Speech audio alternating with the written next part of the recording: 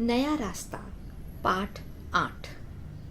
Hostel के आंगन में मीनू अपनी सखियों के साथ घूम रही थी। आज कॉलेज में हड़ताल होने के कारण छुट्टी हो गई थी। वर्षा की बूंदें पड़ने के कारण मौसम भी अच्छा हो गया था। उन सब ने मिलकर यह योजना बनाई कि आज बाहर जाकर चाय व समोसे खाए जाए। मीनू अपनी सहेलियों के साथ हॉस्टल के गेट के बाहर निकलने को ही थी कि इतने में डाकिया दिखाई दे गया। सभी लड़कियों का पूरा झुंड उस डाकिये की ओर दौड़ पड़ा। सभी को अपने अपने पत्र की प्रतीक्षा थी। मीनू एक तरफ ही खड़ी रही। कल ही तो उसके पिताजी व माताजी का पत्र आया था, इसलिए उसे किसी के पत्र का इंतजार नहीं था। सभी लड़कियां अपने अपने पत्र मांगती हुई आगे बढ़ती जा रही थी।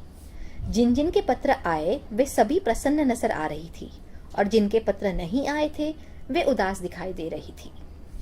मीनू की सहेली माया उधर से उदास लौट रही थी।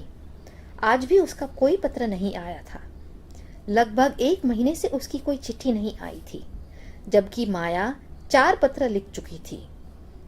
उसे चिंता थी कि कहीं मम्मी पापा की तबीयत तो खराब नहीं हो गई है। मीनू माया की परेशानी भली भांति समझ रही थी। वह जानती थी कि बाहर हॉस्टल में माता पिता से अलग रहकर सिर्फ चिट्ठियां ही तो एकमात्र सहारा रह जाती है। माया को प्रसन्न करने के लिए मीनू ने चुटकुले सुनाने शुरू कर दिए। उसके मजाक भरे चुटकुले व बातें सुनकर माया के चेहरे पर हंसी झलक आई।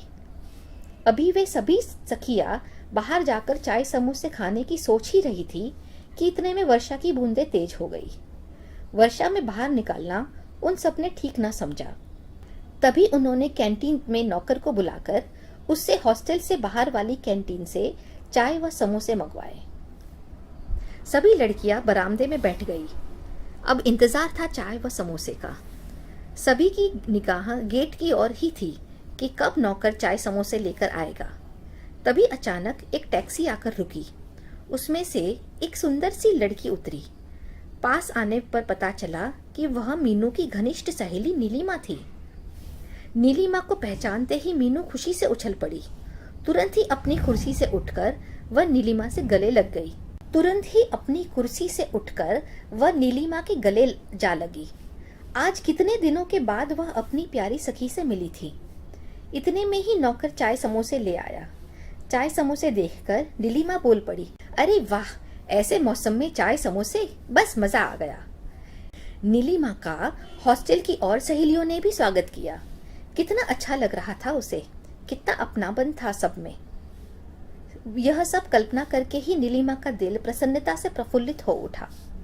चाय पीने के बाद मीनू नीलिमा को अपने कमरे में ले गई। कमरे में पहुंचने पर नीलिमा ने अपना पर्स खोलकर एक कार्ड निकाला और मीनू को दिया। यह कैसा कार्ड है? मीनू ने पूछा। तुम स्वयं ही खोलकर देख लो ना, नीलिमा ने कहा। मीनू ने खोलकर देखा तो नीलिमा की शादी का कार्ड था। अरे, यह तो तेरी शादी का कार्ड है, तूने अभी तक बताया नहीं। हाँ, मैं तुझे सरप्राइज देना चाहती थी। तुझे शादी में जरूर आना है। यदि तू शादी में न आएगी तो मैं तुझसे कभी बात नहीं करूंगी। अरे, ऐसा कैसे हो सकता है? मीनू बोली। तू ही मेरी एकमात्र सहेली है, जिसको कि मैं अपना सब कुछ समझती हूँ। तुझसे ही मैं दिल की हर बात कह सकती हूँ। ऐसा तो हो ही नहीं सकता कि मैं तेरी शादी में ना आऊं। देख मीनू, कुछ दिन पहले आना है। कुछ काम नहीं कराएगी क्या मेरा? नीलिमा ने कहा। मीनू ने उत्तर दिया, हाँ हाँ, क्यों नहीं, तू जब कहेगी तभी आ जाऊंगी। तभी एक क्षण रुकते हुए, अरे ये तो बता नीलिमा, लड़का कहाँ का है, क्या करता है, कैसा है? अरे, इतनी सारी बातें एक साथ ही पूछेगी क्या? नीलिमा ने कहा। लड़का मेरठ का ही है।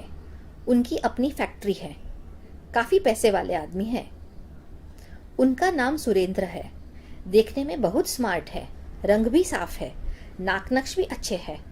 अपनी बात खत्म करते हुए नीलिमा बोली, अच्छा देख, इतनी सारी बातें मैंने बता दी, अब और क्या पूछना चाहती है?